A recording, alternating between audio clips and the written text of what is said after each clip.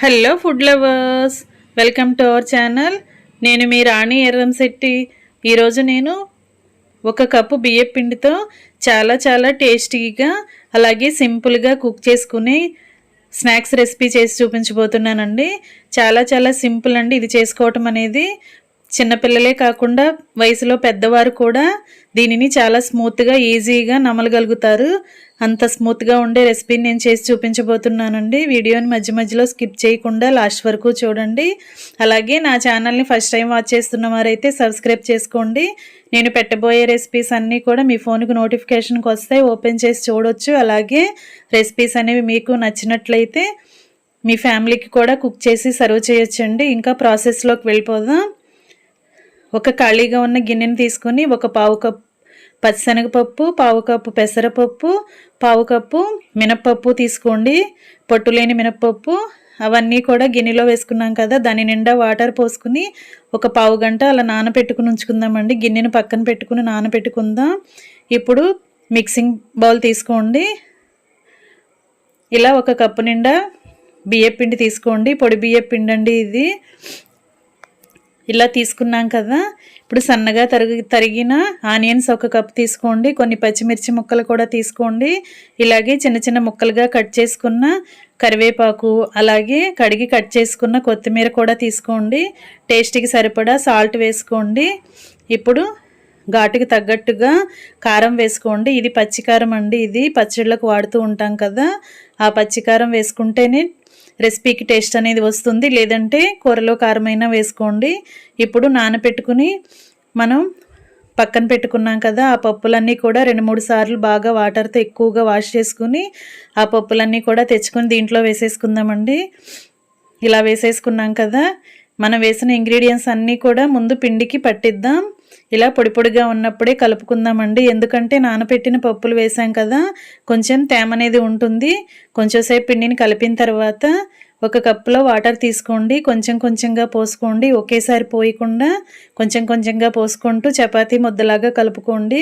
ఇప్పుడు 2 టేబుల్ స్పూన్లు ఆయిల్ పోసుకుని అలా చపాతీ ముద్దకి అలా అంటించుకోండి. మన చేతికి అంటుకోకుండా ఉండటానికి ఇలా ఆయిల్ అప్లై చేయాలండి పిండికి.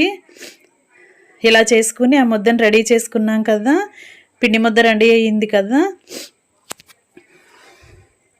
ఇప్పుడు ఒకసారి టేస్ట్ చూసుకోండి. సాల్ట్ చాలకపోతే యాడ్ చేసుకోవచ్చు. సాల్ట్ని కొంచెంగా వాటర్తో కరగబెట్టుకుని వాటర్ని పోసుకుంటే సరిపోతుందండి. పిండిలో ఈజీగా కలిసిపోతుంది.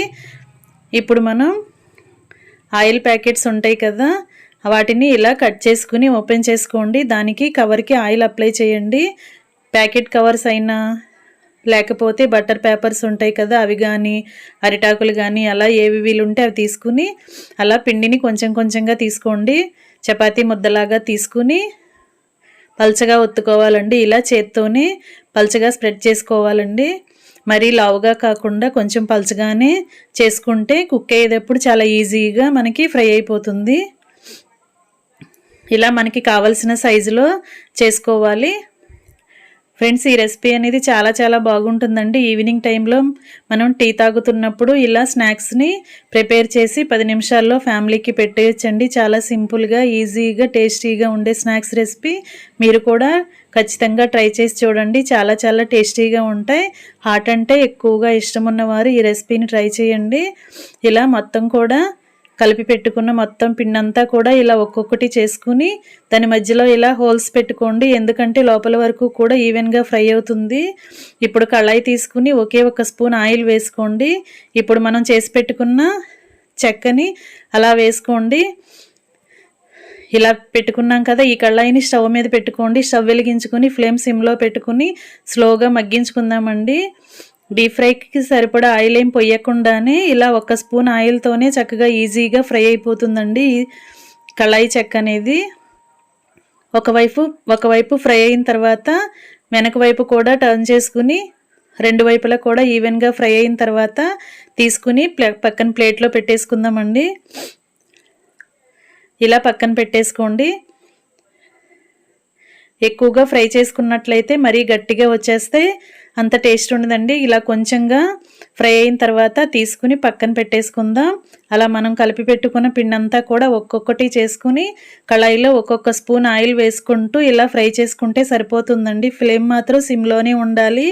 అప్పుడే మాడకుండా లోపల వరకు చక్కగా ఫ్రై అవుతుంది. ఇంకా ఎంతో టేస్టీగా ఉండే బియ్యపిండి చెక్కలు రెడీ అయిపోయాయి. ఫ్రెండ్స్, ఈ రెసిపీ అనేది మీకు నచ్చితే మీరు కూడా కుక్ చేయండి. అలాగే వీడియో నచ్చితే కనుక లైక్ చేయండి. మీ ఫ్రెండ్స్కి ఫ్యామిలీ మెంబర్స్కి కూడా ఈ వీడియోని షేర్ చేయండి. అలాగే నా ఛానల్ని ఫస్ట్ టైం వాచ్ చేస్తున్న వారైతే రన్ అవుతున్న వీడియో కింద రెడ్ కలర్ ఆప్షన్ టచ్ చేసి ఛానల్ని సబ్స్క్రైబ్ చేసుకోండి. నేను పెట్టబోయే రెసిపీస్ అన్నీ కూడా డైలీ మీ ఫోన్కు నోటిఫికేషన్కి వస్తాయి. ఇలా మొత్తం కూడా రెడీ అయిన తర్వాత సర్వింగ్ బౌల్లోకి పెట్టేసుకుందామండి. ఎంతో టేస్టీగా ఉండే బియ్యపిండి చెక్కలు రెడీ అయిపోయాయి. పిల్లలు స్కూల్ నుంచి వచ్చేసరికి ఇలా మనం చేసి ఒక్కొక్కటి వాళ్ళకి ఇచ్చామంటే చాలా టేస్టీగా తింటారండి. కమ్మగా ఉంటాయి.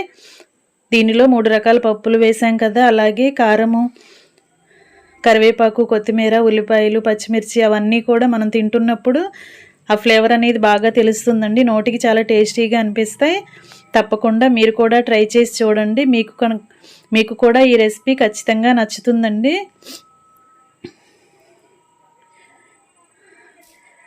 ఒకసారి మీరు చూసినట్లయితే నేను విరగతీస్తున్నప్పుడు చాలా స్మూత్గా వస్తుంది కదా.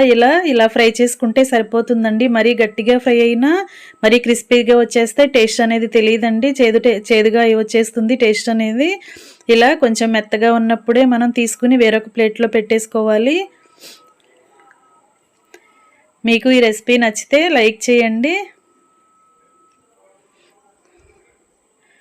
చాలా సింపుల్గా మనం ఆయిల్ అనేది ఎక్కువగా యూజ్ చేయకుండానే 10 నిమిషాల్లోనే మనం ఈ స్నాక్స్ రెసిపీని కుక్ చేసేయచ్చండి. చాలా టేస్టీగా ఉండటమే కాకుండా వంటింట్లో ఎక్కువగా శ్రమ లేకుండా ఈజీగా ఈ రెసిపీని మనం కుక్ చేసి మన ఫ్యామిలీకి సర్వ్ చేయొచ్చు.